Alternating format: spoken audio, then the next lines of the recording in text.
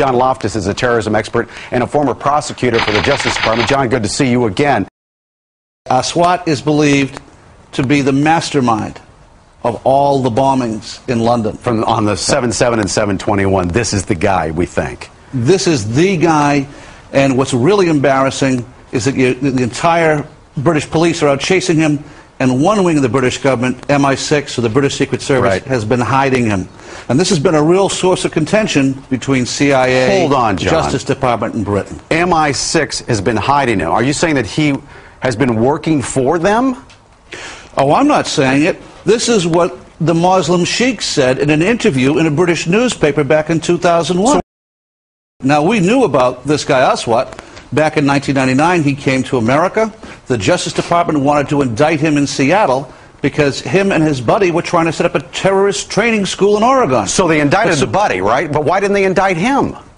Well, it comes out, we've just learned that the headquarters of the U.S. Justice Department ordered the Seattle prosecutors not to touch Aswat. Hello. Now, hold on. Why? And that's, well, apparently Aswat was working for British intelligence. Now, Aswat's boss, the one-armed Captain Hook, he gets indicted 2 years later. So the guy above him and below him get indicted, but not Aswat. Now, there's a split of opinion within U.S. intelligence. Some people say that the British intelligence fibbed to us. They told us that Aswat was dead, and that's why the New York group dropped the case.